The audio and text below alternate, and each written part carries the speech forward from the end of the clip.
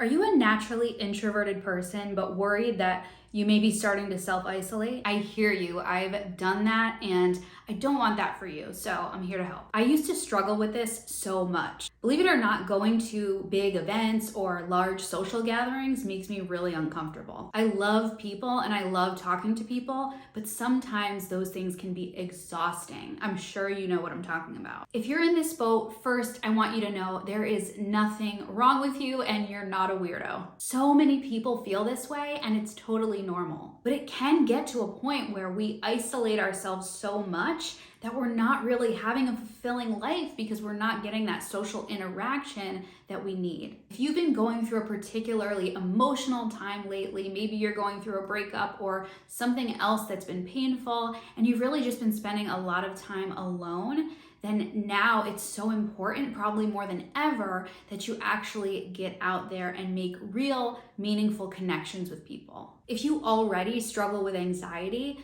this can be really, really daunting, but I want to help you work through it. So what does self-isolation really look like? It looks like constantly canceling plans or hoping that plans get canceled, or actually start looking for excuses to avoid having to come in contact with other people. I promise you, I was like this for a really long time.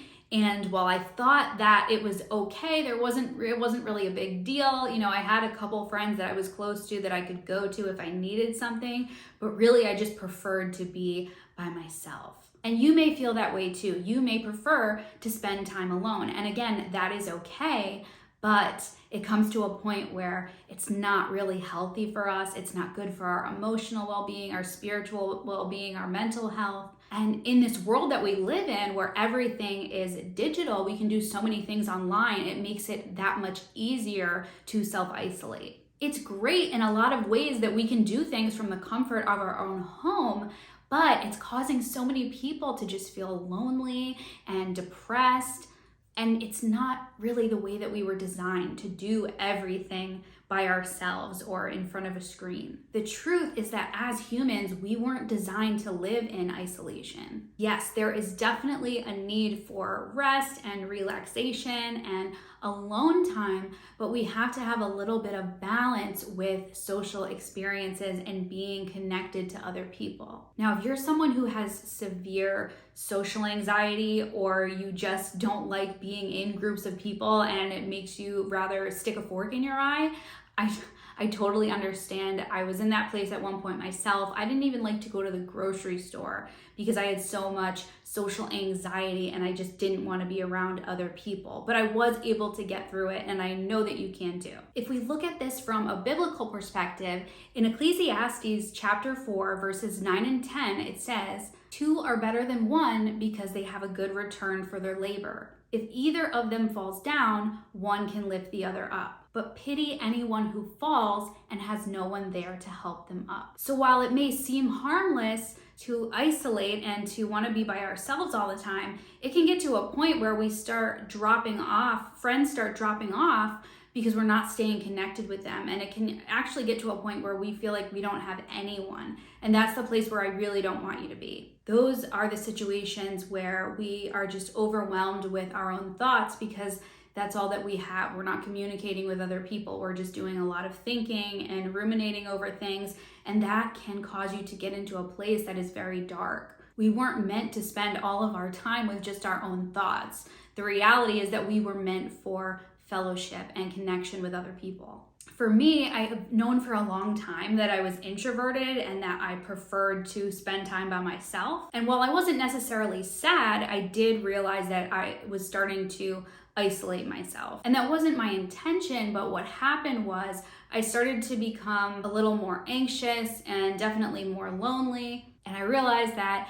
I did, in fact, need to start going out and meeting some people. I think for a lot of us that are introverted, the thing that we really, really don't like is small talk. Personally, and I don't mean this to sound like I'm a stuffy person or that I don't like people. Like I said, I love talking to people and I love people, but I just prefer it to be in smaller, more intimate settings. It's really those large groups of people where I feel like I have to give everyone attention equally and be present in a lot of different conversations, that is what's exhausting to me. I was watching this clip from an interview with Simon Sinek, and I'll link it below so that you can watch it as well. But what he was saying is that people who are extroverted, they get energy from being around a lot of people, whereas those of us who are introverted, we expend a lot of energy when we're around other people, and it tends to drain us. And like I said, small talk is not something that a lot of us are interested in, and it's not because we're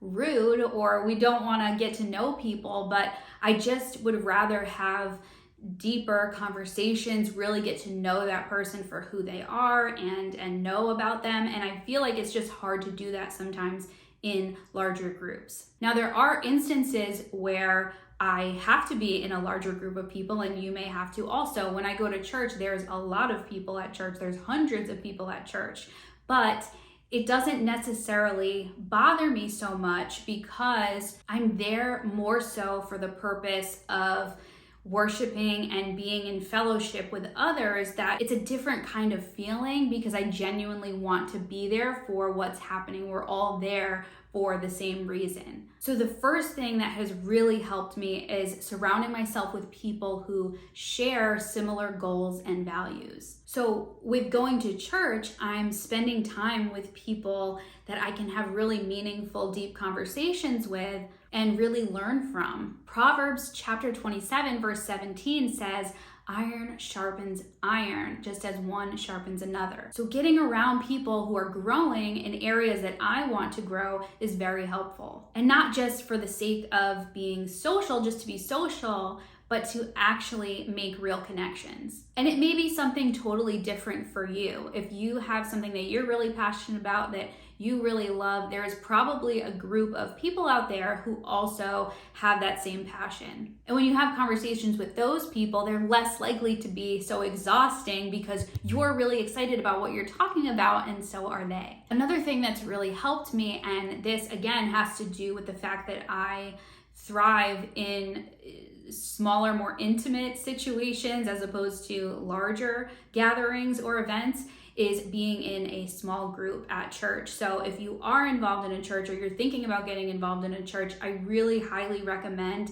getting involved in a small group. And the thing is, in my first small group that I joined, I was with, I think it was eight of us women, and we're all extremely close now because we spent all of this time together and really got to know each other on a very deep level, and in a lot of instances we were very vulnerable with each other, and you can't help but have a connection with someone when you share really personal things with them. And you may think like, whoa, I can't even get outside yet. I'm not trying to share stuff with people that I don't know, with strangers.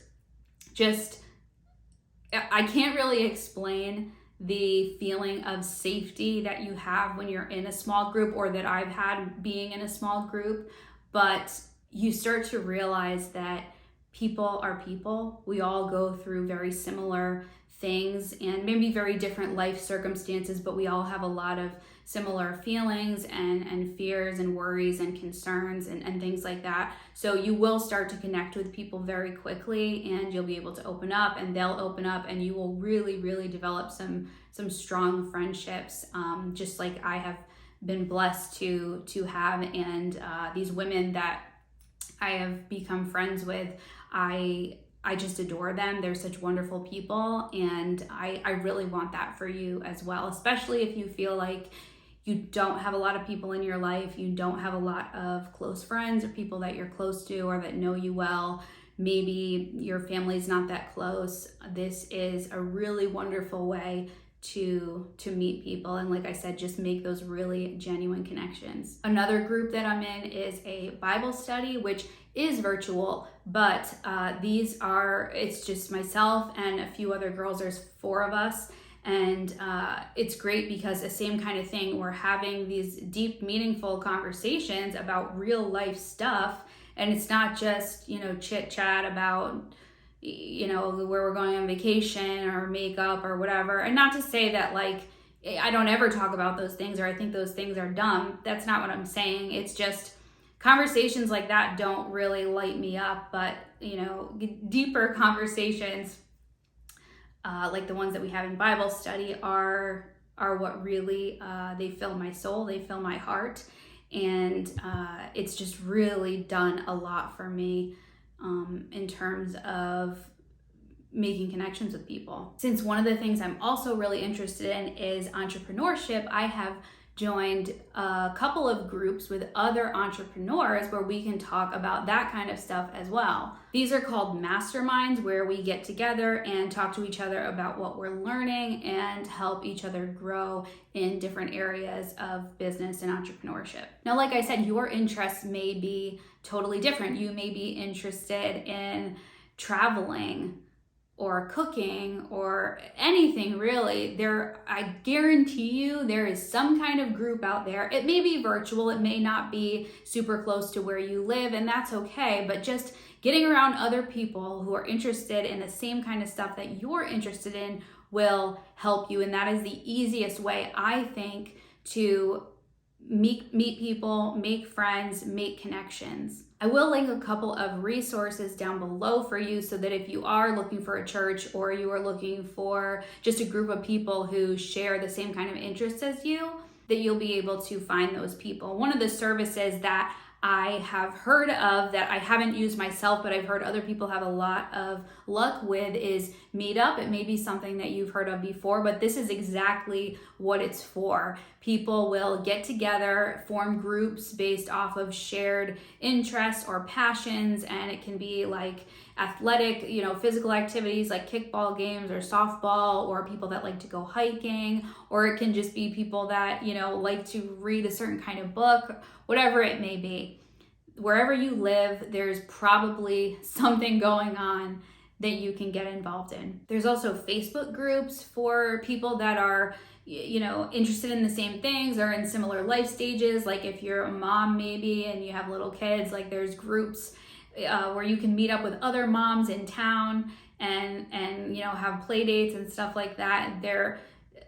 While the internet has caused a lot of us to stay home a lot more, it's also allowed us to have those sort of things where we have these groups and the ability to connect with each other. But the thing is actually getting outside and hanging out with people in person. When you figure out what you like, what you're interested in, and then you find other people that are following the same path as you, it's going to give you something to look forward to as opposed to something that you're going to dread. I think a lot of the reason why I stopped being so social or I stopped wanting to do a lot of things like go to parties is because I realized I wasn't really interested in that. And I was just going because it seemed like that's what everybody else was doing. In our 20s, when we're still kind of figuring out who we are and what we like and what we're interested in, we can just tend to go with the flow and go with the crowd. And I would spend a lot of time at parties and there was a lot of drinking involved and that kind of thing. And that's just the way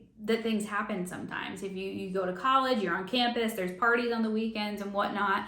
You just go because that's what everybody's doing. But as you get older, you may realize I don't want to play beer pong anymore. Like I'm, 36 years old. Not really interested in this anymore. And, hopefully you realize it a little bit earlier than that, but know that that's okay. Know that you not wanting to participate in those kind of situations is fine. It's the same reason why I don't go hang out in bars or nightclubs or something like that. It's not my vibe. I don't really like it. It makes me uncomfortable. And here's the thing, you don't have to do things just because other people say, oh, you need to be social or you need to get out. Well, yeah, that may be true, but you don't have to go do things that you don't like doing just for the sake of being social. So the biggest thing that I've learned, again, and that I think will be the most helpful for you, is just to find groups or find places where you can have actual meaningful conversations with people. And if you have to start out doing things virtually, that's totally fine. I'm not saying you need to go out there and get involved in all of these different groups and, be the mayor of your town. You don't have to do that. But just taking those small steps just to connect with other people, you're gonna start to feel more comfortable and you will start getting out more and you will start making friends. I think you will realize relatively quickly that you don't need to have as much anxiety about it as you think you do. Like I said, many of us are going through the same life situations or similar life situations. We're in the same life stages and we have the same worries, concerns, fears, anxieties. There are lots of other people who are just like you, that they don't want to get out of their house either. And I think it's so funny when I meet people like that, because we're friends because we decided to take a risk and get out and meet other people. Whereas if we had both stayed in the house and not gone out, then we would never have our friendship. So I know that it's hard. I get it. Seriously, I dealt with this for a long time. I did not want to go anywhere. I just had a lot of anxiety. I didn't want to have to, have these like fake-ish conversations or just talk about surface level things. And it's not to say that you have to have a deep conversation about life and the meaning of life every time you go out of the house. No, I mean, you can go for coffee with a friend, you can go for lunch, you can talk about whatever you want. But what I would suggest is finding people that you can connect with on a real, genuine level, and don't feel like you need to go out and do things just to be social or just because everyone else is doing it. You absolutely do not. If you are going out and you know that it's going to cause you to expend a lot of energy, then make sure that it's worth your while. If this video was helpful for you, do me a favor, give it a like and make sure you subscribe so that you don't miss any new videos.